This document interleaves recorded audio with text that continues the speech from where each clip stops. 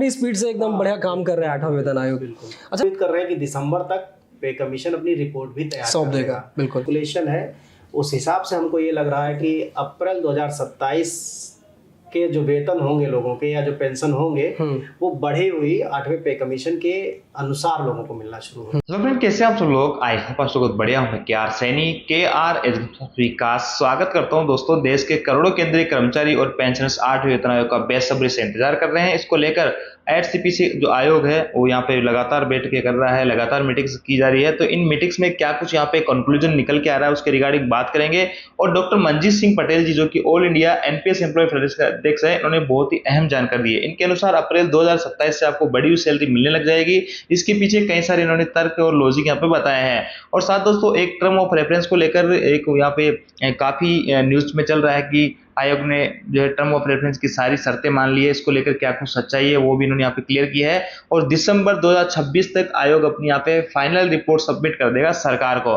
तो इसको लेकर बहुत ही अच्छी अहम जानकारी यहाँ पे दी गई है 8वें वेतन आयोग को। और साथ ही कितनी आप लोगों की सैलरी बढ़ सकती है, कितना आपका एरियर बन सकता है, इन सब के रिगार्डिंग भी यहाँ पे अहम जानकारी दी गई है। तो आपका इंतजार यहाँ पे जल्द खत्म होने वाला है और 8वां वेतन आयोग आपको जल्द लागू होने वाला है और बड़ी हुई सैलरी आपको जल्द देखने को मिलेगी। तो चलिए, सबसे पहले जागरण बिजनेस के ऊपर इनका हाल ही में एक इंटरव्यू दिया जो कि काफी तेजी से जो है वायरल हो रहा है, उसको आप सुन लीजिए। उसके बाद में आगे चर्चा करते हैं। 1,10,00,000 ये कोई नंबर नहीं बल्कि वो डेटा है जो इस वक्त 8वें वेतन आयोग का बेसब्री से इंतजार कर रहा है, जिसमें केंद्रीय कर्मचारी और पेंशन शामिल हैं। 8वां वेतन आयोग भी लगातार मीटिंग्स पर मीटिंग कर रहा है ताकि वो जल्द से जल्द अपने नतीजे पर पहुंच सके। इस बीच एक खबर उड़ी, बेसिकली वो अफवाह थी। अफवाह ये कि 8वें वेतन आयोग ने टर्म ऑफ रेफरेंस की सारी मांगे मान ली हैं। अब अफवाह तो अफवाह है, कभी भी उड़ सकती है, कहीं से भी उड़ सकती है, लेकिन इसमें सच्चाई कितनी है तो इसे बताने के लिए हमारे साथ एक बार फिर मौजूद हैं डॉक्टर मंजीत सिंह पटेल, जो all India NPS employ federation के राष्ट्रीय अध्यक्ष हैं। मंजीत जी, बहुत बहुत स्वागत है जागरण बिजनेस में। थैंक यू अंकित जी, बहुत बहुत धन्यवाद। मंजीत जी, सबसे पहले तो मैं जानना चाहता हूं कि ये अफवाह कितनी सही है। क्या टर्म ऑफ रेफरेंस की मांगे मान ली गई हैं या क्या है ये पूरा मामला? नहीं अंकित जी, टर्म ऑफ रेफरेंस तो मार्च में ही स्वीकार हो गए थे। तो टर्म ऑफ रेफरेंस नहीं होते तो मीटिंग किस पर होती? बिल्कुल। टर्म ऑफ रेफरेंस तो हमारे वो सब्जेक्ट तय करता है जिन पर कर्मचारियों को अपनी समस्या या अपने सुझाव रखने हैं 8वें पे कमीशन के सामने। तो वो तो पहले ही हो गया था। हाँ, अभी जो ये खबर बहुत तेजी से वायरल हुई कि 8वें पे कमीशन ने कर्मचारी संगठनों की कुछ मांगे मान ली है, फिटमेंट फैक्टर को स्वीकार कर लिया है या कुछ और फैमिली यूनिट्स को स्वीकार कर लिया है, ये दरअसल मतलब जो है सस्ती पब्लिसिटी के चक्कर में कुछ मैं तो कहूँगा लो ग्रेड मीडिया इनको उड़ाता है अपने व्यूज़ बटोरने के लिए। देखिए अंकित जी, बड़ी सीधी सी बात है, पे कमीशन बहुत ही कॉन्फिडेंशियल वर्क करता है। बिल्कुल।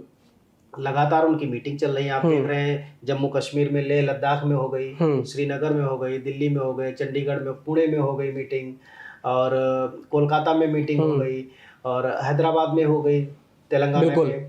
तो शुरुआत तो दिल्ली से हुई थी अपने, देहरादून में, सॉरी हाँ, देहरादून से हो गई।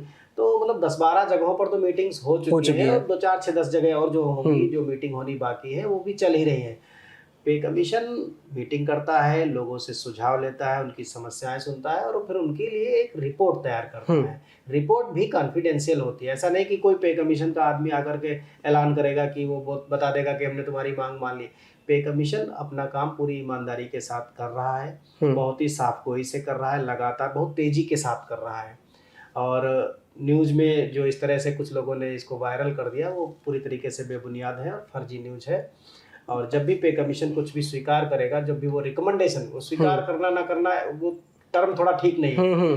पे कमीशन अपनी रिकमेंडेशन देता है भारत सरकार को, कैबिनेट को। कैबिनेट को पावर है, सरकार को पावर है स्वीकार करना ना करना, बदलाव करने के लिए पूछना, या इस तरह के काम सरकार करती है। तो पे कमीशन क्या स्वीकार करेगा, क्या रिकमेंडेशन देगा, ये उसकी पे कमीशन की रिपोर्ट में होगा। और रिपोर्ट जब जमा होगी तभी पता चलेगा कि रिपोर्ट में क्या कहा गया है। क्योंकि अभी तो लगातार मीटिंग चल रही है, कई मीटिंग चल रही है, अभी वो हमसे सुझाव ले रहे हैं, है ना। उसके बाद वो उसको कंपाइल करेंगे, उसका पूरा मिनट्स बनाएंगे, सारी चीजों को पूरा फाइल तैयार करेंगे। वो जब तैयार हो जाएगी सरकार के पास भेज देंगे, तब पता चलेगा कि उन्होंने क्या रिकमेंडेशन किया है। अभी कई सारे ऐसे शहर भी बाकी हैं कि जहाँ मीटिंग्स होनी है। तो अभी जैसे पिछले दिनों जब देहरादून से मीटिंग बेसिकली शुरू हुई, फिर अपना दिल्ली में हुई, तो ये एक बड़ा नंबर है, क्योंकि अभी शुरुआत ही आप देखिए कि अप्रैल में शुरुआत हुई इसकी, तो अप्रैल मिड में शुरू हुई, 14-15 अप्रैल में शुरुआत हुई थी, तो 14 मई और 14 जून, तो 2 महीना हुआ है। 2 महीने में अगर 40-50 मीटिंग हो गई तो वो अपनी स्पीड से एकदम बढ़िया काम कर रहे हैं 8वां वेतन आयोग। आपने बोला कि मीटिंग से ये खत्म हो जाए और काम शुरू जल्दी होना चाहिए, आपको क्या लगता है कि जब ये मीटिंग्स खत्म हो जाएंगी 8वां वेतन आयोग की, तो अगला प्रोसेस क्या हो सकता है?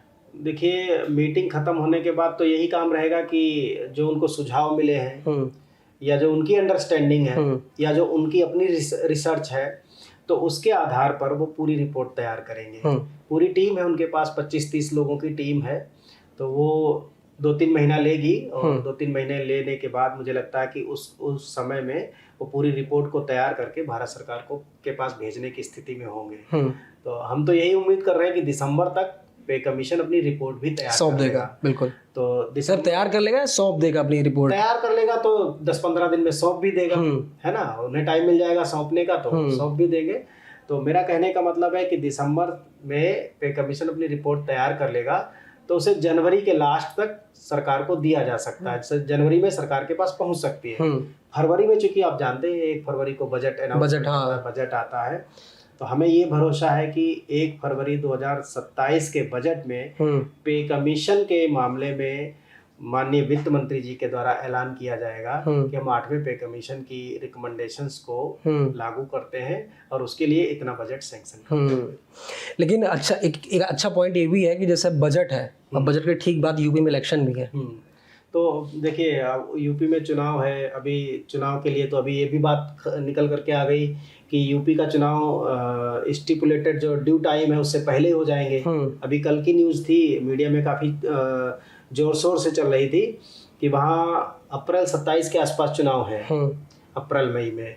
तो अभी सुनने में आया कि इस बार सरकार चुनाव दिसंबर में करा लेगी। तो चुनाव का क्या है कि आगे पीछे थोड़ा बहुत होता रहता है, लेकिन हमारा जो कैलकुलेशन है उस हिसाब से हमको ये लग रहा है कि अप्रैल 2027 के जो वेतन होंगे लोगों के या जो पेंशन होंगे वो बढ़े हुई 8वें पे कमीशन के अनुसार लोगों को मिलना शुरू हो जाएगा। तो मतलब बेसिकली आप ये कह रहे हैं कि जो आने वाला जो बजट होगा 2027 वाला, उसमें अनाउंसमेंट हो जाएगा और मार्च अप्रैल जी यहाँ से बढ़ी हुई सैलरी सबके खाते में आ जाएगी। बिल्कुल, हमारा तो यही मानना है।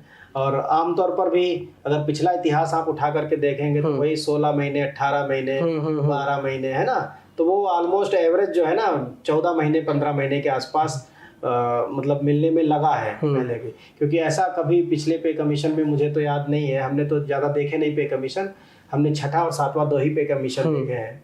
तो छठा भी 16, 17, 18 महीने बाद मिला था और सातवां भी ऐसे हुआ था। 8वें में हमको काफ़ी हम लोगों ने मेहनत की, हमें भरोसा था कि, और जब हमारी फरवरी 25 में माननीय मंत्री जी से मुलाकात हुई थी, कार्मिक मंत्री जी से, तो उन्होंने भी यही बात कही थी कि इस बार पे कमीशन बिना देरी के सभी को मिल जाएगा। तो हालांकि वो बात नहीं हो पाई, हकीकत नहीं बन पाई और डिले हो गया।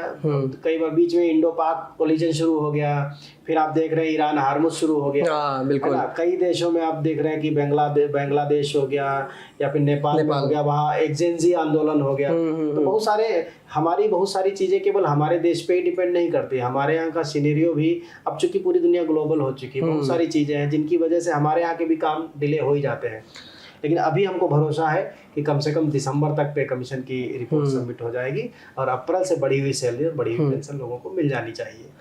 तो बेसिकली एक मोटा अंदाजा ये लगाया जा सकता है कि जिस तरह 8वां वेतन आयोग अपनी स्पीड से काम कर रहा है, तो लगभग नवंबर दिसंबर तक सारी रिपोर्ट सौंप दी जाएगी और फरवरी 2027 में वित्त मंत्री निर्मला सीतारमण इस बात का ऐलान कर सकती हैं, बजट अनाउंस कर सकती हैं कि पेंशनर्स और 8वें वेतन आयोग के लिए कितना बजट दिया जाएगा। और इतना ही नहीं, फरवरी, मार्च या अप्रैल इसके बाद से बढ़ी हुई सैलरी और पेंशनर्स कर्मचारियों पेंशनर्स खाते में आनी शुरू हो जाएगी।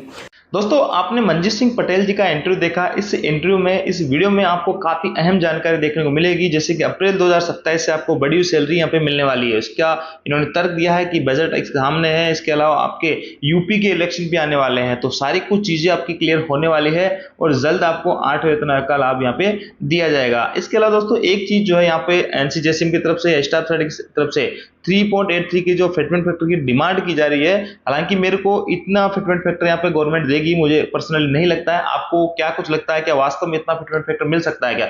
मेरे अकॉर्डिंग अगर मैं बात करूं तो फिटमेंट फैक्टर आपका लगभग 2 के आसपास रहने वाला है, या 1.92 से लेकर आप जो 2.08 तक, इतना ही मेरे को यहाँ पे जो है संभव लग पा रहा है, जिस हिसाब से यहाँ सारे कुछ जो है डीए वगैरह भी बहुत कम है।